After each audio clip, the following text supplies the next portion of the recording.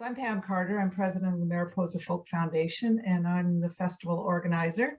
It's nice to see everyone here tonight. And we've got Chris and Riley at our office in case people are experiencing technical difficulties. They're our go-to people there. So thank you. I don't know if any of you were on. This is the second of our Incubator Series programs. We had one a couple of weeks ago with Lance Anderson, who's an artist, presenter, producer, extraordinaire, and he sort of covered the 10 tips of artist etiquette, if you will. You know, if somebody offered, if an event offers you the money, take it when they're offering it to you. Don't wait, because 3 days later the check might not be there. You know, always make sure you pay your band. All that kind of information that he's learned over years of performing and being in the industry. So that was recorded, and it is on our YouTube channel. So if anybody wants to go in and catch that, it was pretty interesting, I think.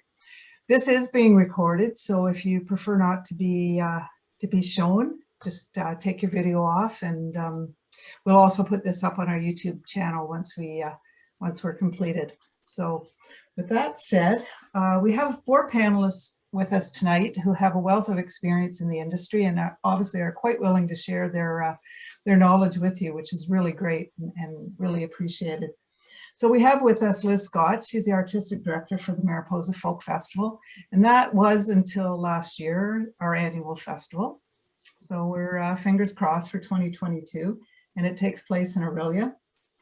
Liz was a former artistic director for Eaglewood Folk Festival, Fred Eaglesmith Picnic, and Village Vibes at Blue Mountain Resort. And she also brings live music into her community with well over 100 shows at her Irish Mountain House concert series near Meaford. So Liz has got tons of experience in the industry.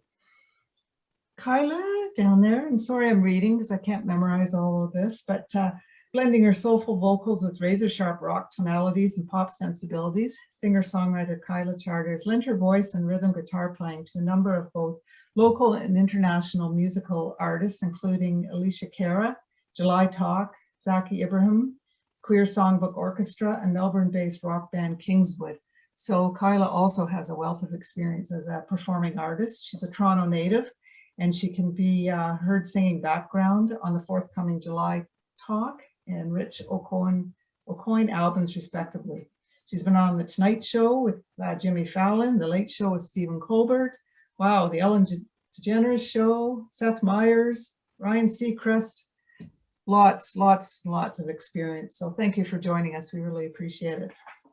Of course. Adam is spent years prior building independently the agency group's Toronto office. He spent the last decade as an agent representing a variety of clients over the years, both at home and abroad, building a unique skill set within the rock community and surviving the tectonic shifts of the United Talent Agency acquisition. You'll have to tell us more about that when your round comes up. Upon returning from a trip to Japan in early 2020, Adam was re-embracing independence and started the Good Company, an all-encompassing opportunity to pursue creativity in the industry. He's also been with Paquin and the Feldman agencies, so he also has a ton of experience and lots to share with us tonight. So primarily focusing on global touring and management, he represents artists such as Leif Volbeck and Cleopatra to Last Dinosaurs and Protest the Hero, and Millencolin, key figure in launching acclaimed industry LA residency school night in Toronto in early 2019.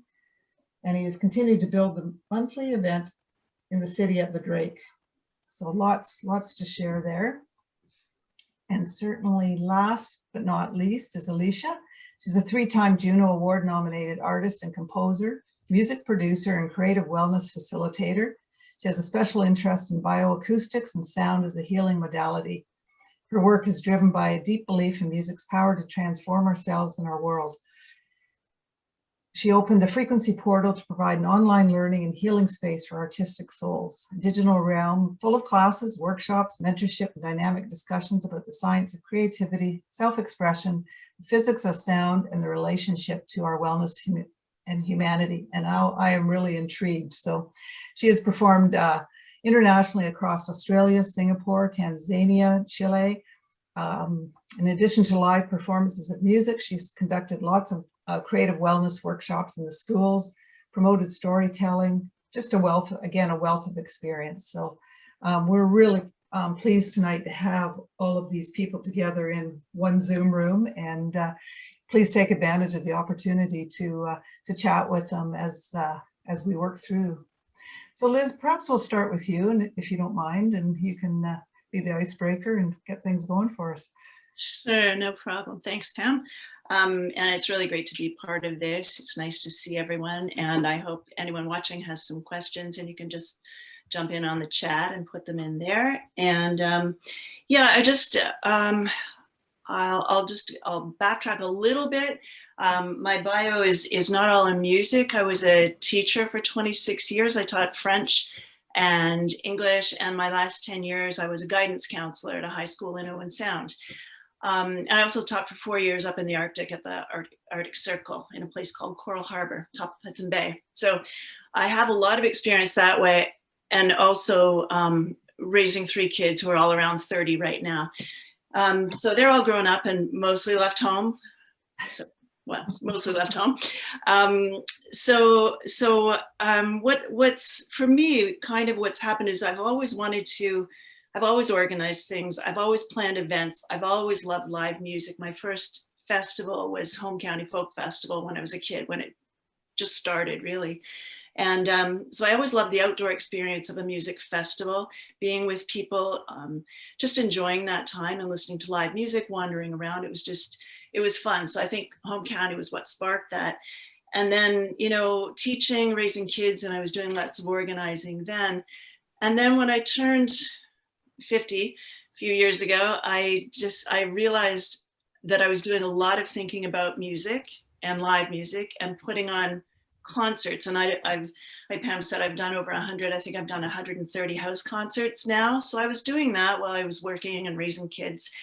And yeah, I realized I kept thinking about music. So I left teaching early, even though I still loved it, and I loved the kids and I missed the staff, but I left that to do something in music. I didn't know what it was going to be beyond the house concerts, but I ended up getting asked to help out with the Eaglewood Folk Festival, which was great fun. And that led to, a friend of mine asked me about Blue Mountain, the resort there, and doing something for them and organizing festivals there and booking music.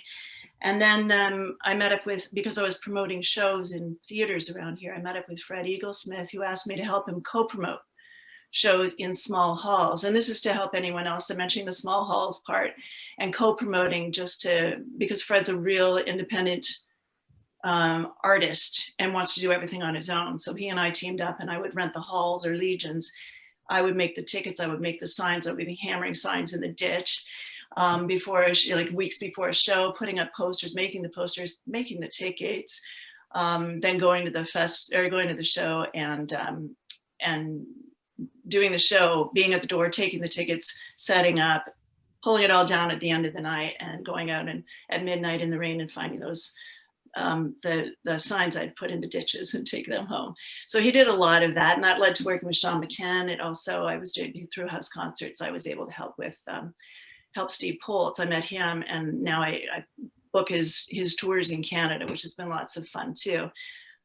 So I think and then through Eaglewood, I met Mike Hill, who was a former artistic director, who asked me if I was interested in doing something with Mariposa. So that's where the Mariposa thing came in, and it's been really fun. And it's I think a lot of what I love to do is being with community, being with people around live music, the excitement of a live show, the stages, the setup, just sharing that experience together with people. So that's been able to help with that too. And that's really, I think, why a lot of us are in live music, and as promoters, presenters, agents, managers, musicians. I think it's a lot of that connection, community, and just being with other people. So that's sort of my background. So just if anyone's thinking any of us are just doing one thing, like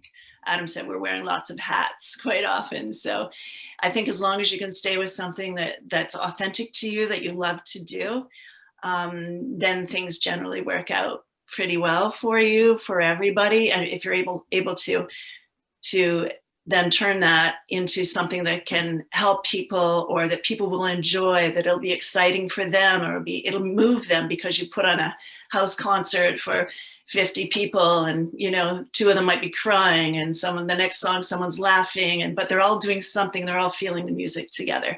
So I think that tends to work out if you love doing what you're doing, and it's authentic to who you are. So yeah, those are sort of my general, that's just kind of the background of anyone doing anything a little bit different. That's not just one dimensional, one thing. I mean, teaching was pretty much one thing, but lots of different grades and all that stuff. But this is a little bit different, doing something in music. So anyway,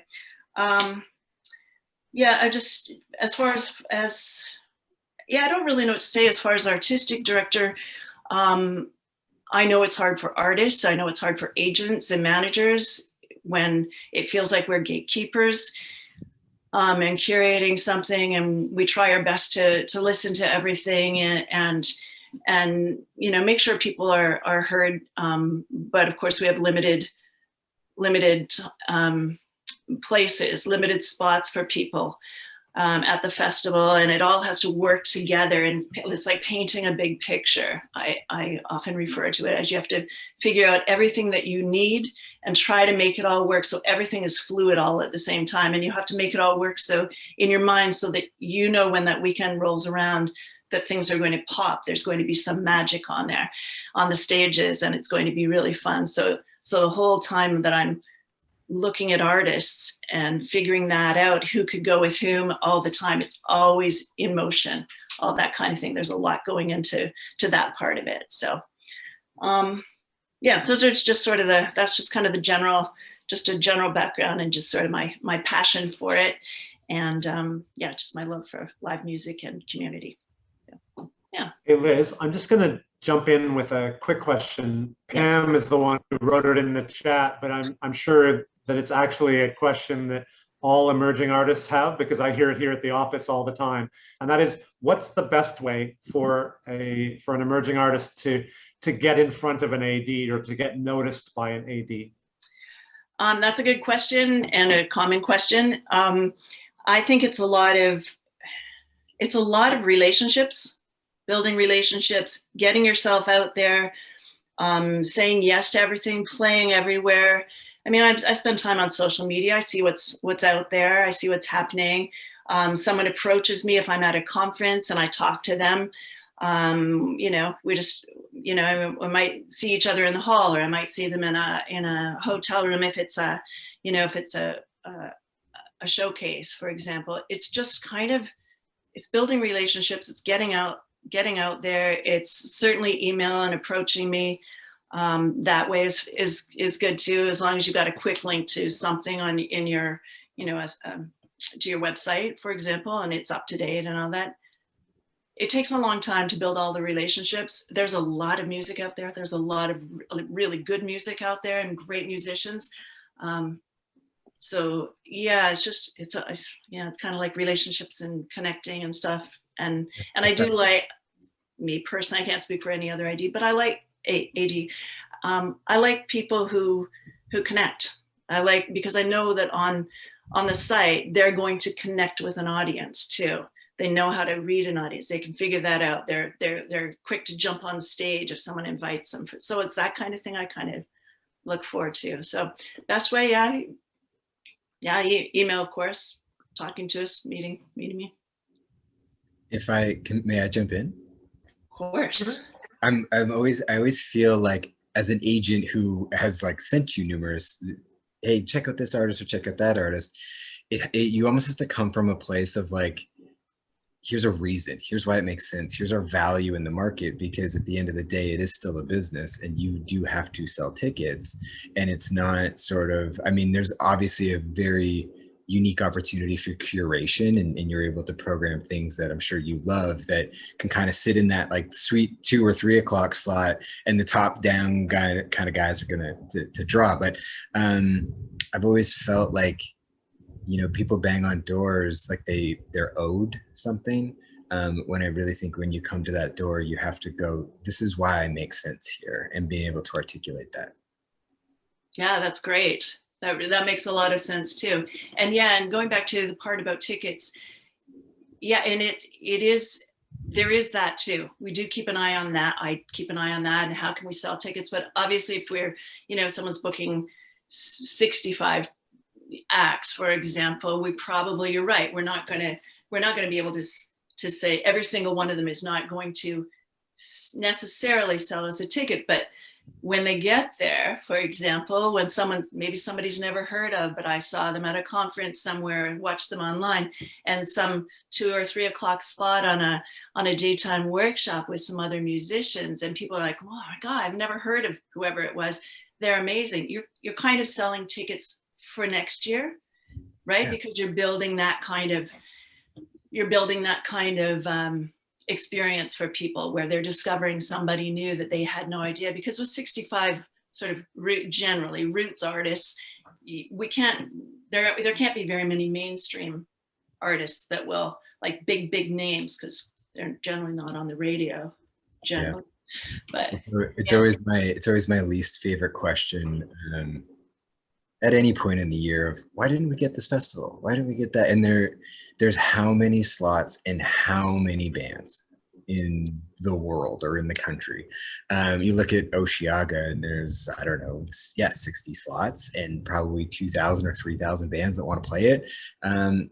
Yeah, it's so crazy. You have to really build towards those places, and saying yes to things and working your local community and playing shows and going back to, I love the point you made in sort of your intro on community. I think it all starts there, from like your quote unquote brand, but also just that core support system that you can always kind of come back to as you continue to build out. Mm-hmm. Yeah, exactly. Yeah. And it's fun. There's a lot going on. What about Alysha, Kyla? Did you want to add to this part of it? I know I've talked a bit, sorry.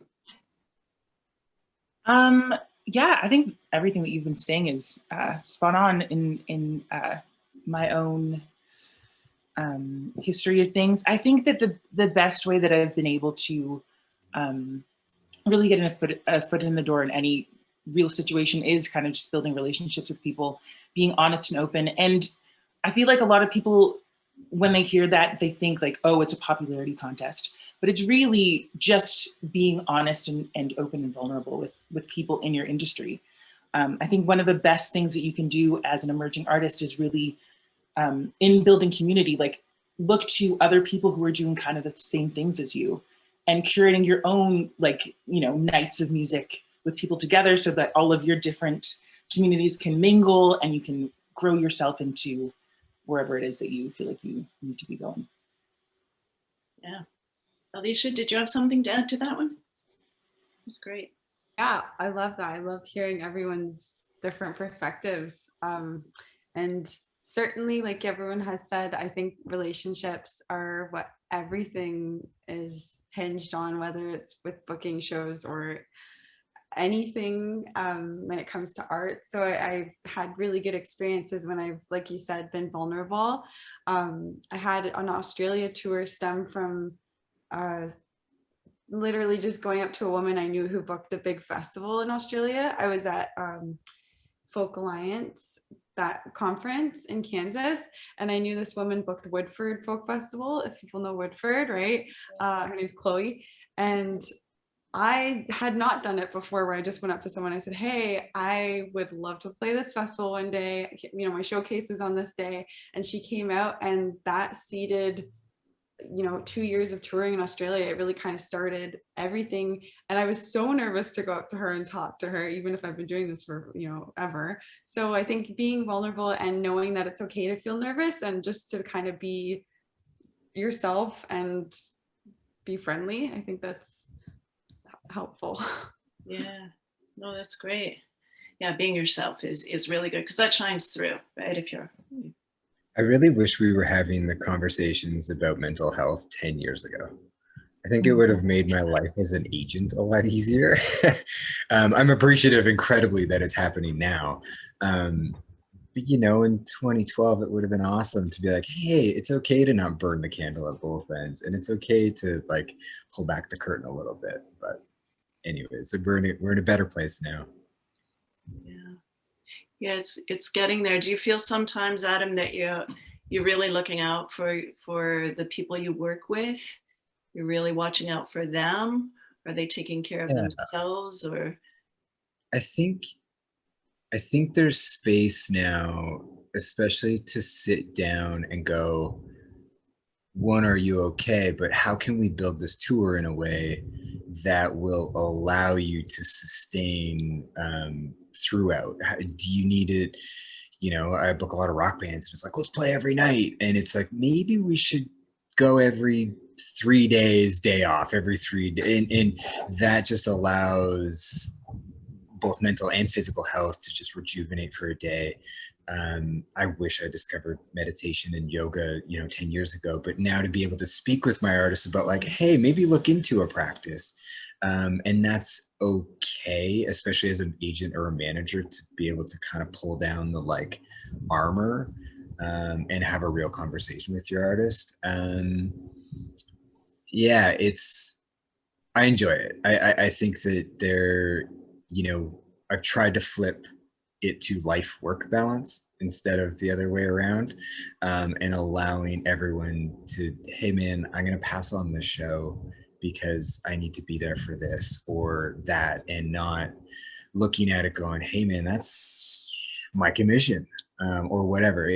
I'm fortunate to be in a place where you're not having to play with the calculator all day, but to be able to just let opportunities come and go in the best interest of that particular artist is, yeah, a good place to be in. Yeah. Alysha, you commented there. You have that side of the business? Yeah. Yes, definitely. As far as mental health goes, I think that I'm also so grateful that it's a discussion now. And I think whereas, you know, when I started out, I was certain that, let's say, alcohol, drugs, weed were going to be how you survived a tour, for example, just by numbing yourself out. Now it's the last few tours I've gone on, it's like, let's make sure wherever we stay has a kitchen because we all eat and cook together. And we, like Adam had referenced, you know, let's do yoga together, and all the ways that we help balance what is already kind of a wild, it's already a wild lifestyle without all the other stuff, you know? Not that there's anything wrong, no judgments, no moral judgments. But I've learned the hard way, as wearing my agent hat, you know, bands aren't looking for a drinking buddy. They're looking for somebody to represent their business. Anybody that's aspiring to be in artist representation, show up and stay sober. I've been sober now for 3 years, and it's like that being able to be there and being with your artists and speak on eloquently, and not everyone's allowed to enjoy a beer or 2 or 3, but yeah, I definitely learned the hard way that that's not what it's about. There's bonding that happens through a beer, and there's experience and maybe even opportunities, but it doesn't last. I think it's also important to kind of, because I think that a lot of people who are emerging right now, thinking about, like, if you have an opportunity to play a whole bunch of nights in a row, I can see how that would definitely feel like a really great opportunity. But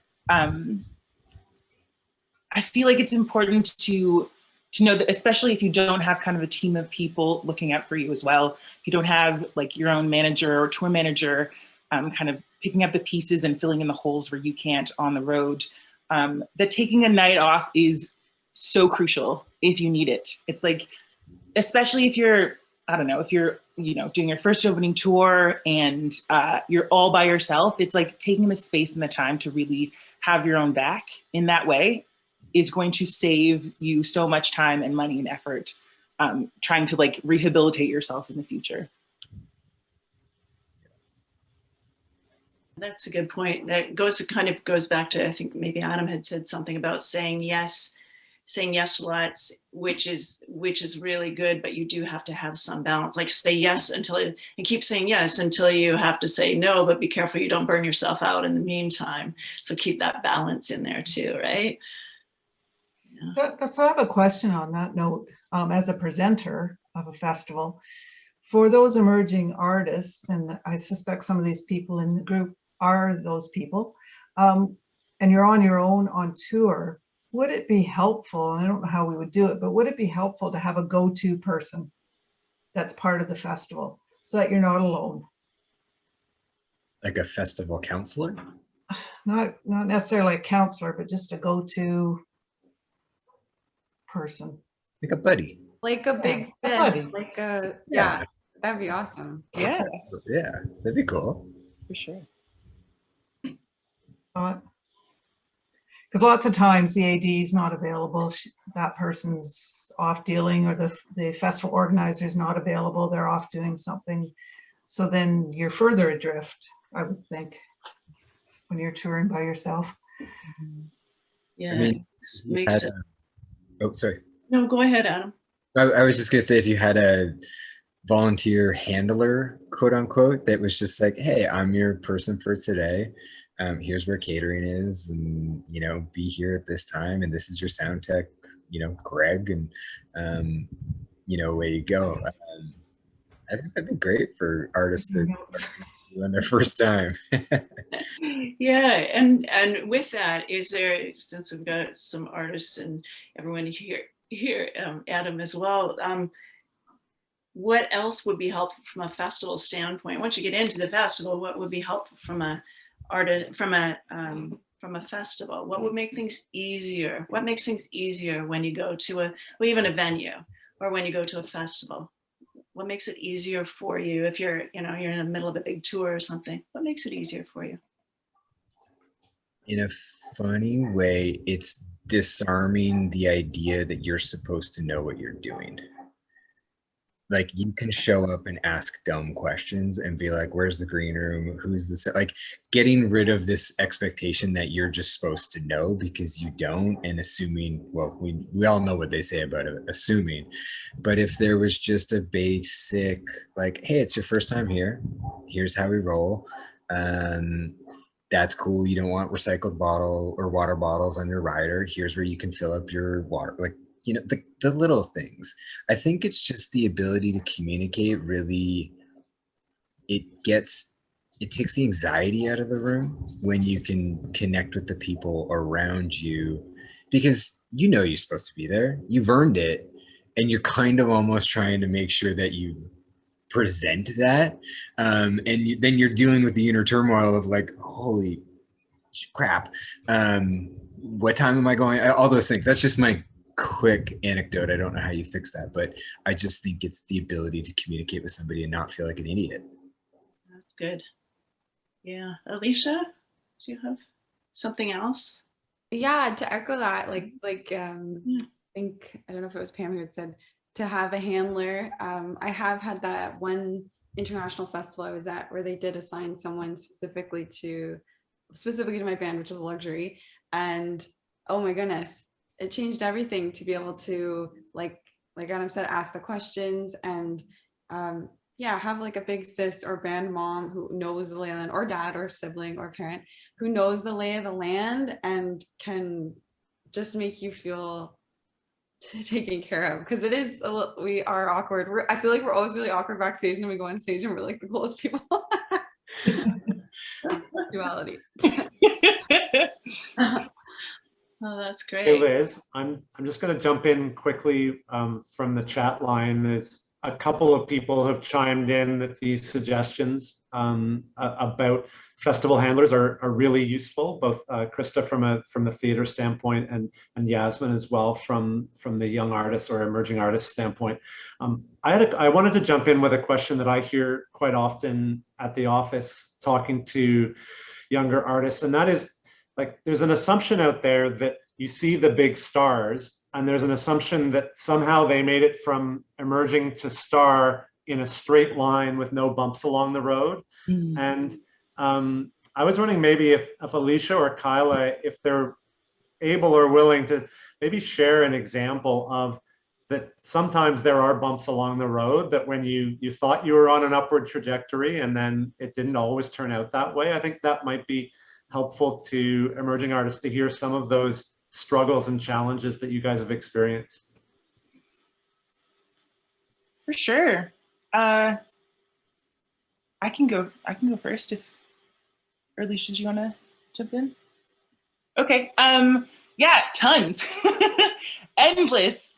I think that it's all, especially as, I don't know, at least myself as a creative person, self-doubt is just abound. And so even if there is like a gig that I get that I was really excited about, or, you know, I play something on a TV show, it's one of those things where, especially as somebody who is, we're basically all independent contractors. So as much as, you know, one opportunity can present itself, you're always making sure in the back of your head that you have something else lined up, or thinking about the next iteration of whatever it is that you're doing. And so even a couple, like too many days off, get off a tour and, you know, you're at home for a week and then you're like, you know, what is my life about now?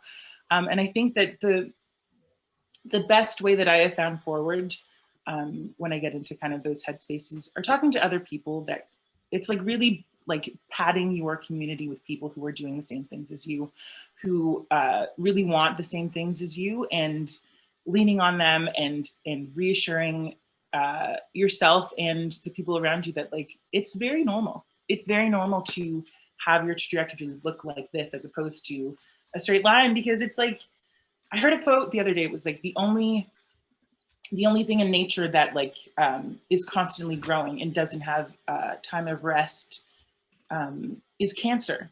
So we cannot all constantly be going in one direction in a healthy way. And I think that's super important for at least myself to keep in mind. Yeah.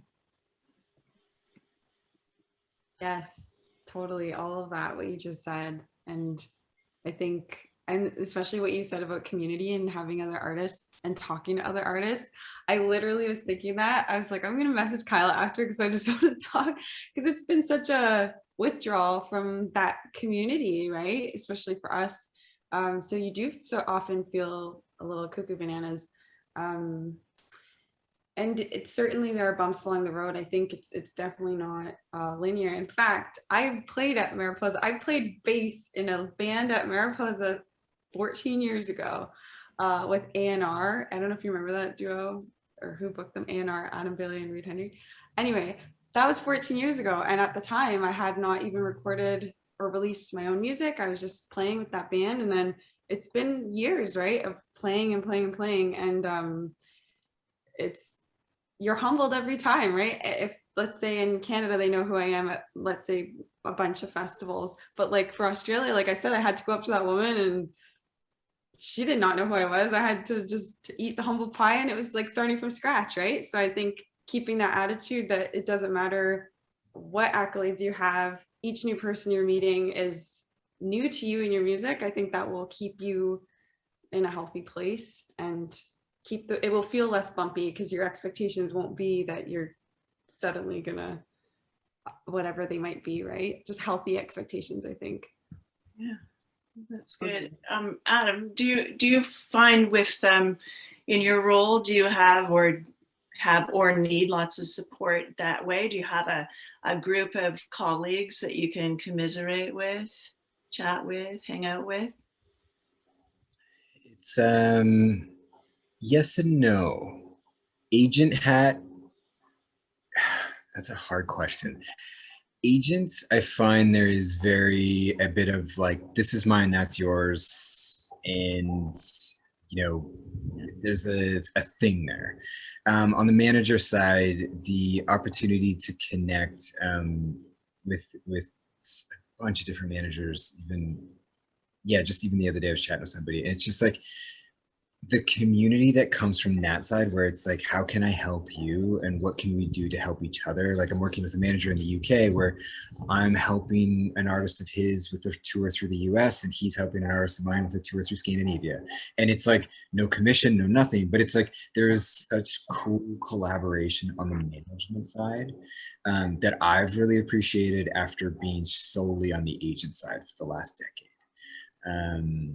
And so there's a good, like, I know for a minute there before the Pando was a cool group of like managers here in Toronto that were meeting up once a month and having a dinner. And I thought that was a great idea, but we're also cagey about information and how to leverage it for ourselves, that it really pulls at the opportunity to better each other in a way, if that makes sense. Yeah, totally makes sense. Yeah. And I don't mean to talk crap about any of my colleagues. I'm just saying it's just a thing, and you communicate as much as you can with those that you can, and yeah, it can be very isolating though. Yeah, it can I think it's really important too. An anecdote from a couple of years ago, we had an emerging artist that came through our auditioning process, and he played a workshop with Steve Poltz, and Steve spent an hour with him after the workshop, and that young man was over the moon, and that really stuck with him. So that what you're saying, Adam, that kind of sharing back and forth is really important and really stays with people. Yeah.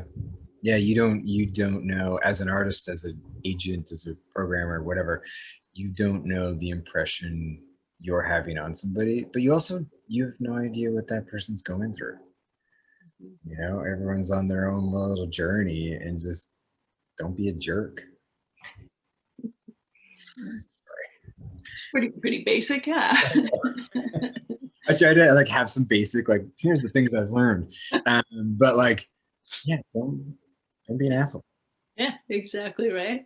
Yeah, like it's music. We are so fortunate and lucky to be working in it, and every day is a new challenge, and every day is a new way to be creative.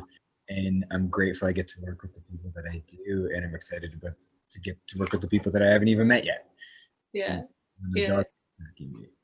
Hey Liz, on that same sort of question, I think people might be interested to know about the kind of conversations that you have with other artistic directors, because I know that's quite a tight-knit community, and I think it would be probably interesting for people to hear that you guys talk about artists as well, right? About which ones are not just musically doing really well and not doing well, but also about sort of who's a good fit and who do you like to have at your shows and stuff like that.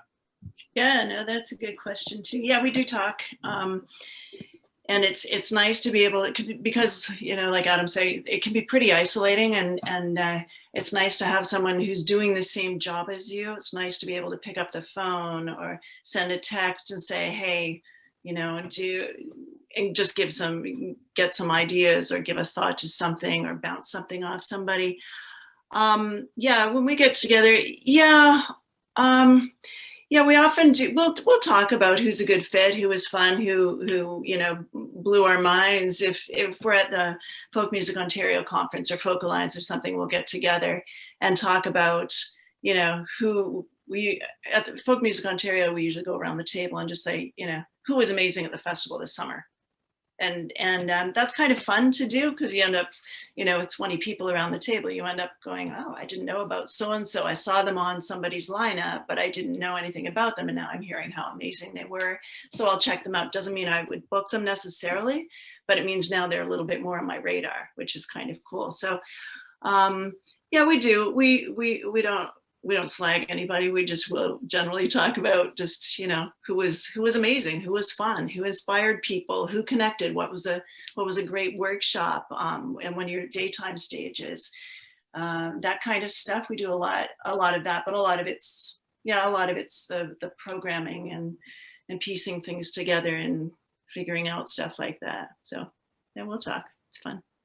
Do you share that list as an A&R source? Do I share what? As an agent, could I see that list? No. They can. Right.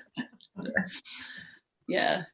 So it's good. I mean, and the nice thing about it, and I always found this about house concert presenters too, they're all in it for the right reasons. And I always felt all the house concert presenters that I knew were all doing the same thing because they loved music. They were passionate about bringing live music to people and having people experience something really exciting or fun or moving, just facilitating that. That's what, when people ask me, oh, do you play music? I'm like, no, some of us just have to facilitate it.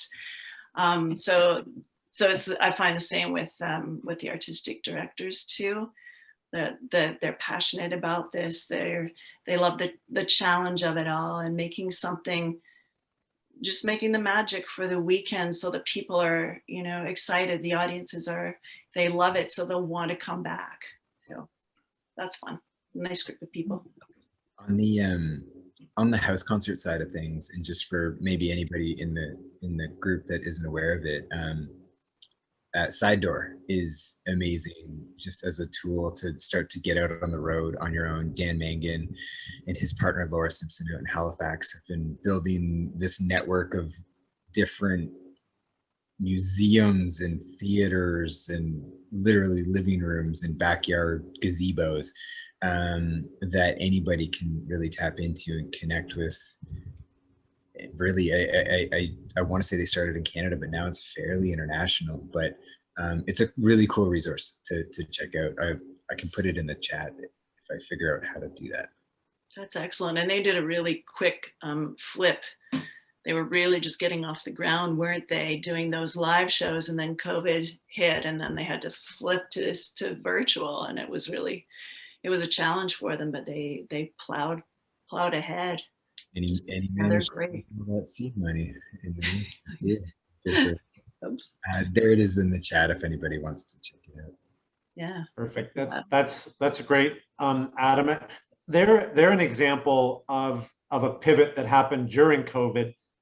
Pam's question in the chat is kind of as we start to hopefully emerge through COVID, what's the music industry going to look like? How are these sort of 2 years of COVID going to have changed the music business? Maybe if Liz and Adam could start with that one, sort of, how do you see things changing as we hopefully are coming out of this?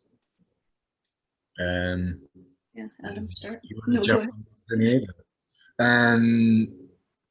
How do you see it changing? I don't know. I mean, I think for the next 6 to 12 months, it is going to be really hard to get your music heard. And like, we always love that term, cut through the noise. There's just going to be a lot of noise. And that's to be expected because everyone's been holding their plans.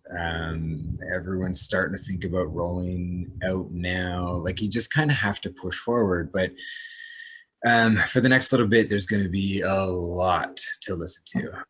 And some of it might be good, some might be bad. I think that in a year, we're going to see this slingshot of like amazing music after sort of some of it dissipates. But I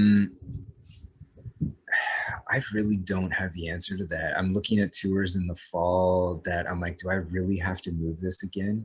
You know, I've Leaf Vollebeck out west and it's in November and we've moved it 3 times. And I'm like, can't we, but you want to make sure that the capacities and the situation is right for everybody and the numbers make sense. But the big thing for me personally in how we're approaching this next little bit is it's just soul crushing to me that we're becoming single. Like, we just got plastic bags out of grocery stores. We just got recycled water bottles out of Ryder. Like, we were making all of this progress on removing plastic from the green room and trying to make touring sustainable.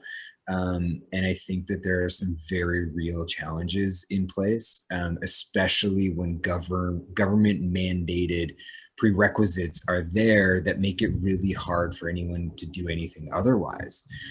So it's like, Calgary Folk hosted their thing and it was all plastic water bottles because you can't touch a refillable tap because of So I think that the challenges on that side, and I'm sure we can all share a certain degree of concern for our situation with the environment, but for me within touring, I think that there's a real concern for the impact we're having and the changes that we need to make.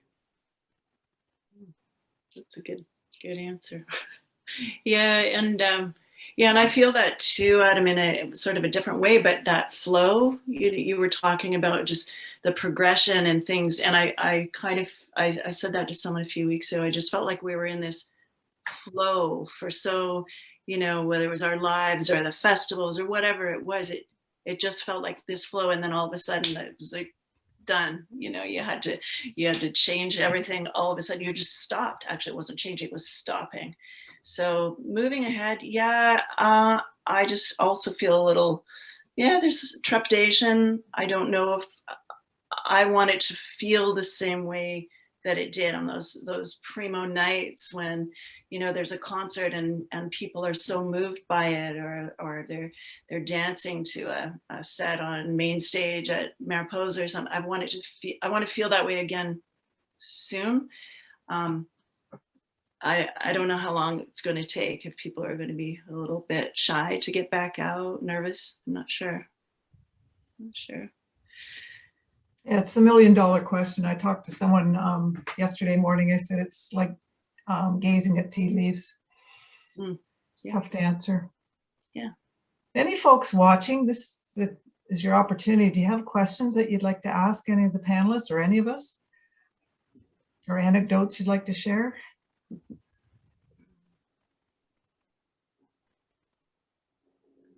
While everyone ponders, I just put a link in the chat that's to an organization I've been working with here in the city. It started in the UK a couple of years ago, but it's called Music Declares Emergency.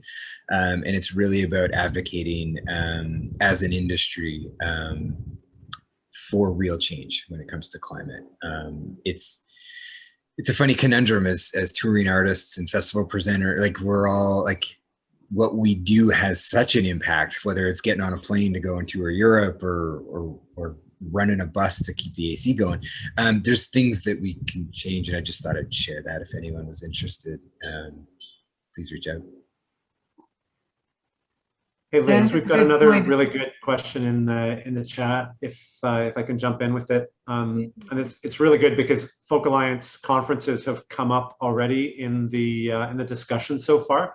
And so the question's from Alexi asking, does anyone have tips on how to make connections at an online Folk Alliance conference?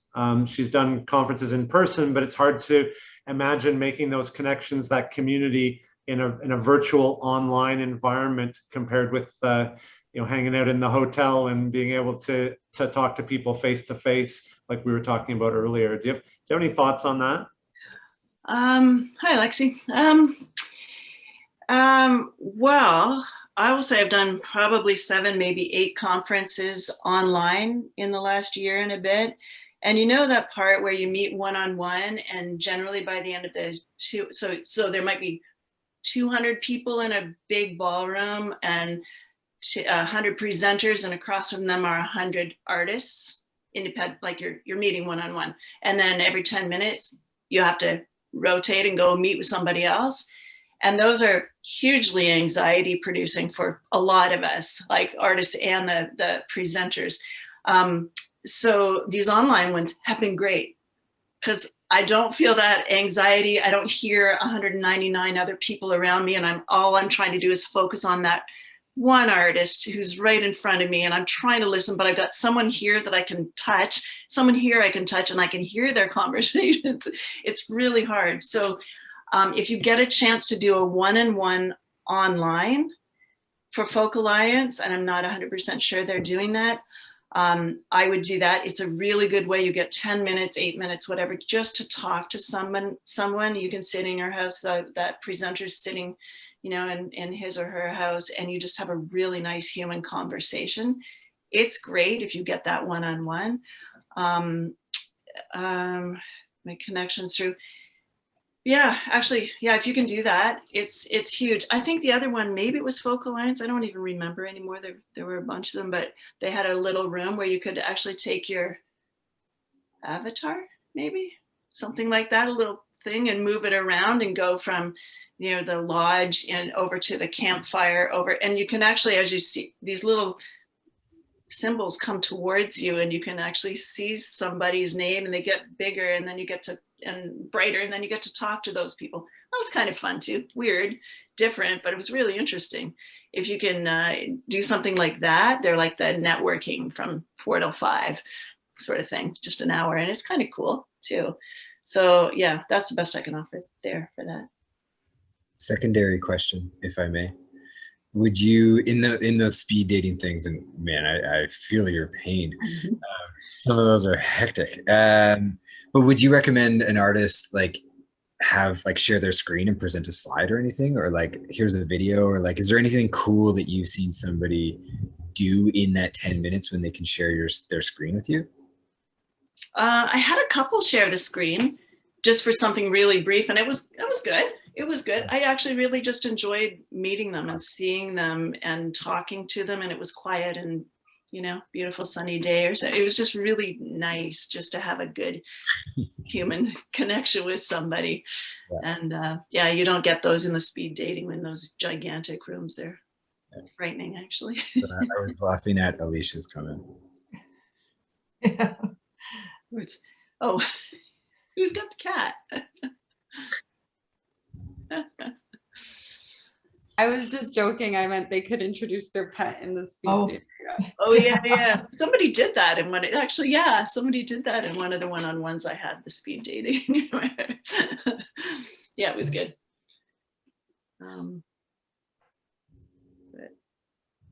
yeah. I just wanted to jump in really quick, just to add to the post-COVID conversation. The thing that I'm noticing as people kind of get back to shows in Toronto, at least, crowds are like very hungry for music. So as much as I'm sure there will be, as Adam was saying, like a lot of new sounds coming out, there are also people ready to listen. So I hope that people are not discouraged, because you will find people who want to listen to you, 100%. Yeah, it's true. I think people are hungry too. They just want to get out and feel something again. Feel that magic again, like you were saying, Liz. Feel the magic. I know I would give like anything right now to just be in one of those moments, like truly there. And I think that the magic that everyone here created and has created, whether you're organizing the festival or playing music, I think that's some of the most healing energy we have on this planet. And after all the trauma everyone's been through, I think there's going to be really creative ways people are going to use shows to actually help process a lot of this. Yeah, I really feel that. And music. Yeah, that's a good point. I actually went to a house concert about 3 weeks ago. It was indoors, sort of outdoors. I sat by a window, and it wasn't a musician I really knew or anything. I didn't know any of the songs, but I really honestly sat there, and I would say 80% of the time I just sat there with a smile on my face and my eyes closed, just taking it all in. It was really, I'm feeling moved by it right now, but it was the best. You know, after being out of live music for 1.5 years and to get back into it, it was very emotional, actually. Yeah. Yes, I feel like crying is on the menu for every single musical engagement I have from here on out in my life. Yeah. Yeah. Did anyone have anything else they wanted to say or they didn't have a chance to say? Adam, Alysha, Kyla? I think there was one other thing I thought about in preparing for this conversation. I think that one of the things that a lot of artists coming up may overestimate or underestimate, not overestimate, is the value of a small audience. If you're, in the last 1.5 years, 2 years, we've really only been allowed to do things online. And I know, Instagram and the socials are not really everybody's jam, but it's kind of become the only way that people can really share in this time safely. And I think that there's something so incredible about really steeping yourself in the community that you have, whether it be like, I don't know, 200 people that follow you to listen to your songs, or 2,000 or 10,000 or, you know, more. I think that the value of every single person that has clicked on your page because they've been moved by what you've created is so beautiful and potent. And to really let yourself enjoy that kind of community that you build, however big or small, is like very important for longevity and really just maintaining connections with human beings, which is really kind of what we're all trying to do in the end, right? Huge, yeah, that's great, Kyla. Yeah. I love Hey, that. Liz, I've got another really relevant question that probably should come to you, and that is, with 2 years of festivals having been canceled, and there's a good chance that some of those spots in 2022 will be artists that have been carried over from 2020 or 2021. Is that going to squeeze out emerging artists and limit the number of spots for that whole sort of layer of talent, of musician, or do you think there's still going to be room for them? And then the sort of part B is, if there are fewer spots, what can those emerging artists do over the next 12 months to get themselves poised and ready to be ready for 2023? Well, yeah, generally, I think if for a festival like ours, we had a lot, I would say it was 70, 80% booked for 2020 when we had to pull the plug. So a lot of those are carried over into 2022. So yes, it's unfortunate for, and I'm still working on that, working through it, but it's unfortunate for not just emerging artists, but artists who were hoping to get in. Now there's that backlog, like a bottleneck before anyone gets into, now it's not 2022, now they're waiting for 2023. But that's not everybody. Some of the festivals in August didn't have anyone booked. So they have a clean slate, right, for 2022. So spaces under submit. Yeah, just keep doing emerging artists and take advantage of the coming year. Just keep doing things. Get your name out there. And it doesn't have to be in a big way. Just, you know, do some stuff. If you're friends with some musicians, hook up with them and do some shows, little shows or something. Tag them in photos if you're on socials. Yeah, and just work to get really good. Work to get kind of known, but work to get really good. The more time you can be on stage, the better you're going to get. And even if your audience is small, if it's 10 or 20 people, you're still getting better. You're figuring things out. It takes a lot of hours to get really good. So none of that will be wasted. Just play. Just keep playing. Just keep performing.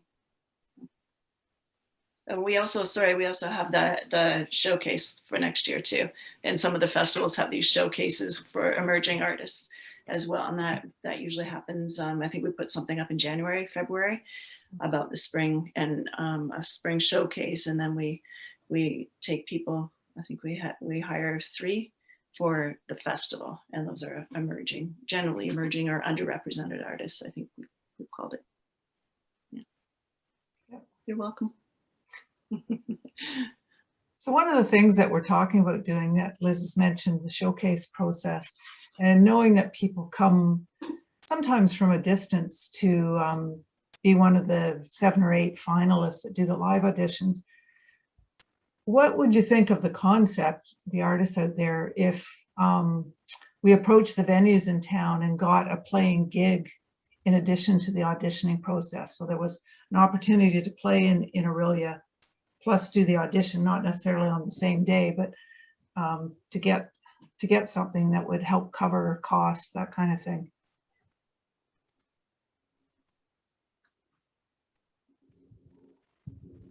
Anybody have any interest in that, or would folks just prefer to do their audition and?